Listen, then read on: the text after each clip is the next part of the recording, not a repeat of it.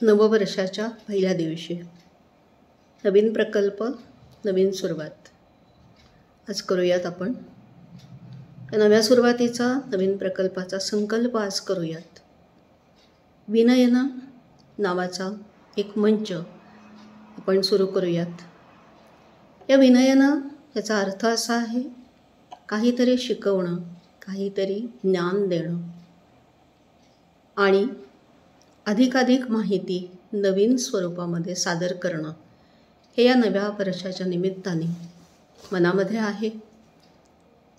संस्कृत, त्याच्या अनुषंगाने संस्कृती, प्राचीन संस्कृती, भारतीय संस्कृती, तिचं महत्त्व, तिची वैशिष्ट्य आणि भारतीय ज्ञानपरंपरा या सर्वांना एकत्र करून, या सर्वांच्या अनुषंगाने सर्वांशी संबंधित असे विविध विषय, विविध विचार या मंचावरनं सादर करायचा विचार आहे. याला तुमची नक्कीच मदत लागणार आहे, तुमचा प्रतिसाद लागणार आहे, तुमच्या मतांचाही इथे विचार होणार आहे आणि त्याप्रमाणे उत्तरोत्तर आपल्याला ज्ञानाचा खजिना सर्वांसमोर सादर करायचा आहे, उलगडायचा आहे. आणि हे ज्ञान जे प्राचीन काळापासून चालत आलेलं आहे, या ज्ञानाचा आधुनिकतेशी सेतू जोडून, या ज्ञानाची आधुनिकतेबरोबर सांगड घालून नवीन काहीतरी आपण तीच गोष्ट नव्या स्वरूपात सांगणार आहोत आणि नवीन काळासाठी ती कशी संयुक्तिक आहे हेही आपल्याला बघायचं आहे.